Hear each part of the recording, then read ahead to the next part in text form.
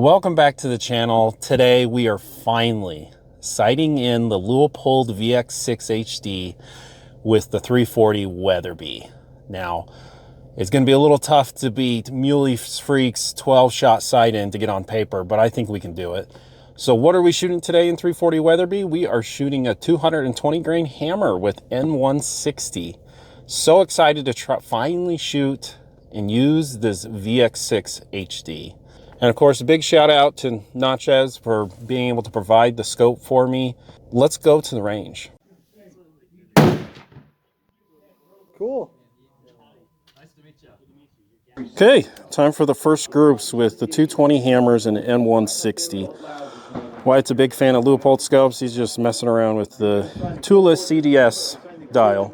That is a smooth and slick system. You're gonna have to tell me what you think of the glass. Here you go. Because he has a Mark IV HD, so it should be very similar in glass.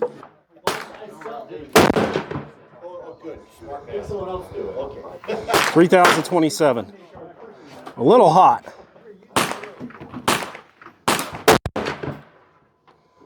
$3,040. Yeah. Where'd you go to school? BYU. Studied art. In the first hole, 30-34.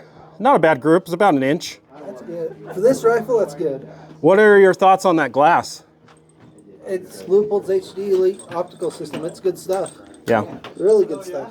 There's that first 220 hammer group right at MOA. It's all right. All right, guys. This is going to be H4831SC, just playing with seating depth with 117 LRX.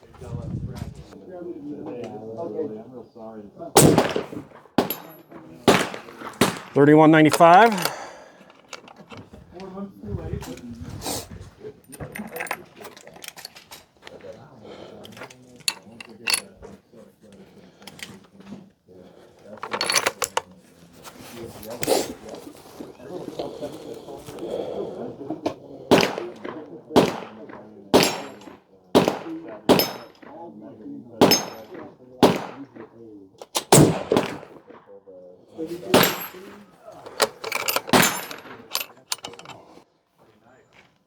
Send it. Dude, this is gonna fly because you say to send it. You're such a bad influence. I am a great influence. Your wife actually lets me hang out with you, so there's that.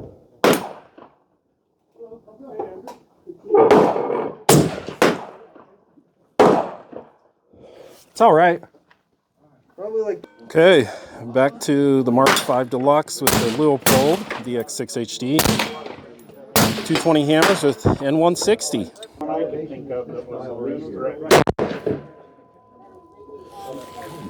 30-38. Really slow.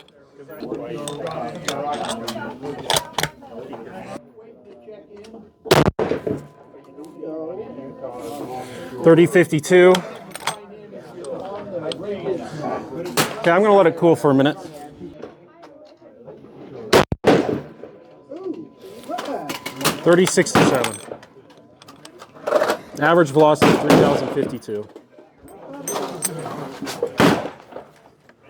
Okay, we're going back to 25 RPM. This is a 135 burger with H4831SC. Just making some minor adjustments in powder charge to see if we can get something sub half MOA again. Okay, you were just looking through this Diamondback scope, which it's a good budget scope. What did you say about it compared to the Leupold? Night and day difference. Night and day difference on the glass clarity. Yeah. It doesn't compare. Like, it's completely different. Yeah. And then grab that one. Bye. 3013.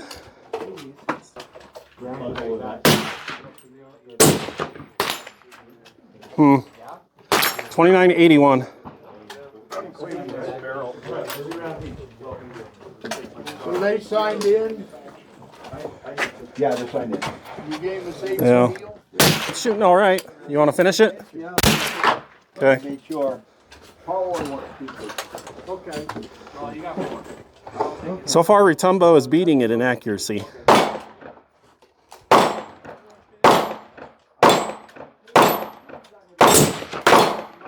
Oh, big old triangle. 30-51. Wow, that jumped up in velocity. All right, guys, just got back from the range. I thought it went fairly well. I think the scope performed extremely well. Wow, there's a huge difference in glass quality from what I'm used to usually putting on my guns to this VX6HD. Awesome clarity. I have absolutely nothing bad to say about this Leupold VX6HD. Just performed incredibly well. Now the Deluxe, I thought it shot okay today. We got one MOA group and then one just under MOA group. So let's go ahead and look at that. So Wyatt was the first one to shoot, and he got a low 0.9 inch group. So I thought that did pretty well. The velocity was, well, you'll see it on the paper there. Decent ES, but here's kind of the story of today. I kind of overloaded it with this powder. This powder isn't really known for velocity and 160. GRT was saying max with this 220 at 3050, and that's basically what I was getting. A little under that and a little over that today. So it was a little too spicy, and I think it showed in the group sizes. I do think these hammers will shoot much better if I don't have it over pressure. But all things considered, I thought it did okay. You know, the gun shot fine, and then, yeah, nothing but positive things about this Leupold. I get why now people really like it. Let's just go over some of these features for this Leupold. Obviously, it's a 3 to 18 by 50 millimeter. With these medium tally rings, the scope barely clears, but it looks good. Now, something that comes with the VX6HD are these aluminum caps, so that's nice.